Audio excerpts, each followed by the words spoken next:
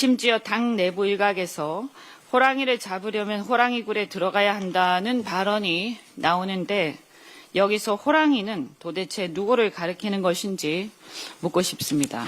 네, 관세 협상의 불확실성이 이제 커지고 있는 이런 시점에서 우리 정부 특히 이제 김민석 국무총리와 구윤철 경제부총리 또 김정관 산업통상부 장관과 조현 외교부 장관 등 정부의 노력이 성과가 나오길 기대합니다. 우리 국회도 현재 기재위에 계류 중인 대미 투자 특별법 지금 원내 지도부를 중심으로 해서 열심히 이렇게 협의 중에 있는 것으로 알고 있습니다. 설 전에 통과가 꼭 필요하다 이런 말씀 드리고 특히 이 문제와 관련해서 자꾸 국민의힘에서 발목을 잡고 있는데 국가를 위해서 그리고 국익을 위해서 국민의힘에서도 이 대미투자 특별법은 꼭 좀 통과하는데 협조를 해주시길 바랍니다.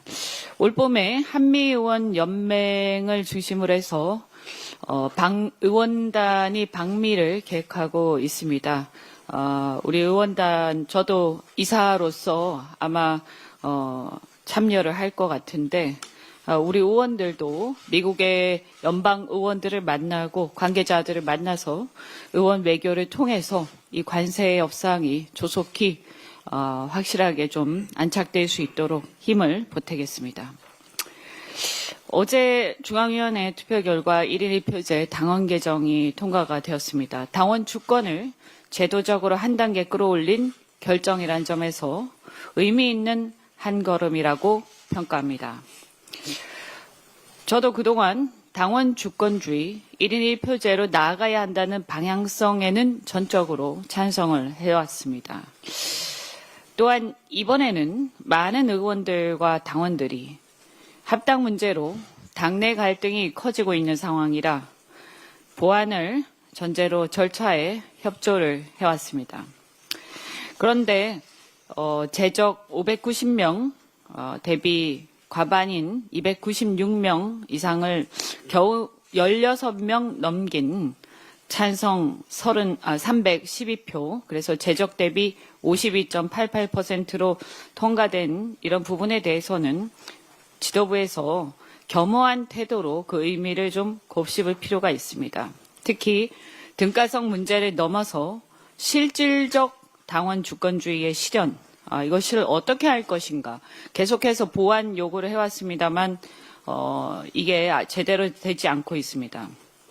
충분한 정보와 수기 과정 보장이 반드시 필요합니다.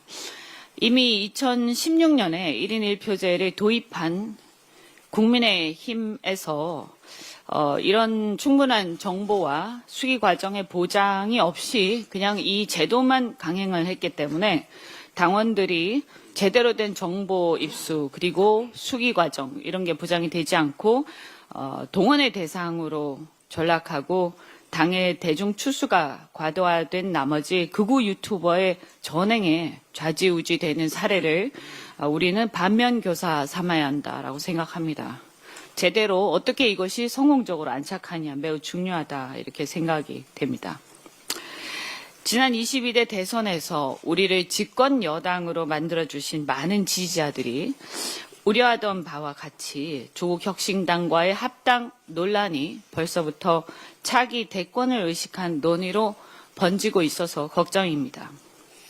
최근에 특히 특정 유튜브나 커뮤니티를 중심으로 해서 특정 인물을 대통령으로 만들기 위해 합당이 필요하다라는 식의 얘기들까지 나오고 있는 상황입니다. 대통령이 되어 나라를 책임질 생각이 있다면 빨리 합쳐야 한다. 큰 배를 띄우려면 본류를 타야 한다.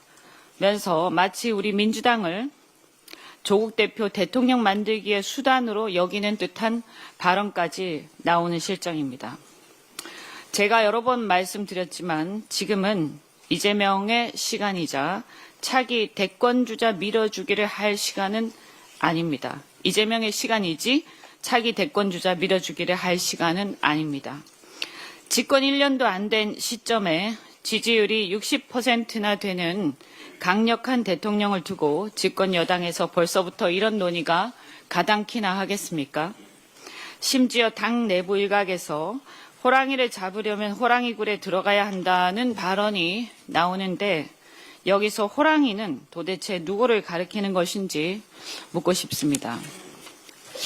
야당도 아니고 여소야대도 아니고 과반 의석을 차지한 강력한 집권 여당에서 대통령 지지율이 60% 육박하는 집권 여당에서 왜 벌써부터 이런 얘기가 나오는지 괴이하기까지 한 상황입니다. 우리 지도부에서도 이에 대한 책임감을 깊게 느껴야 한다고 생각합니다. 우리 민주당 지지자들 사이에서는 벌써부터 특정인의 대권 놀이에 우리 민주당을 숙주로 이용하는 게 아니냐, 차기 알박기에 들어간 게 아니냐는 얘기까지 나오고 있습니다. 이게 이런 얘기가 실현이 되는 것은 맞지 않다 이렇게 생각하고 이런 오해를 받지 않도록 유의해야 된다 이런 생각이 듭니다. 합당 논의가 이미 차기 대권 논의로 옮겨가면서 임기 초 국내외 현안과 씨름하며 열릴 중인 이재명 대통령의 국정을 흐는 일이 있어서는 안 될 것입니다.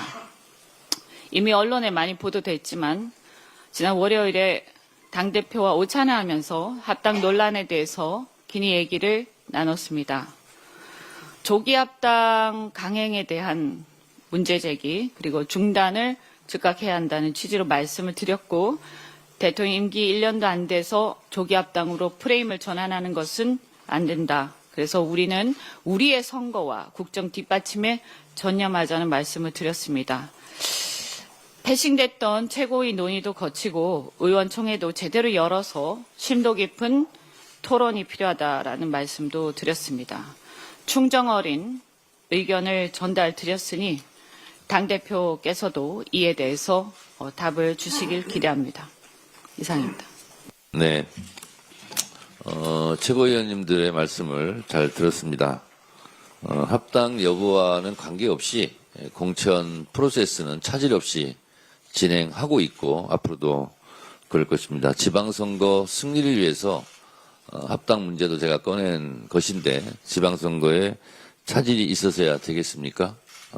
합당 여부 논란과 관계없이 공천 과정 그리고 지방선거 승리를 위한 길은 뚜벅뚜벅 가겠다는 말씀 드리고요.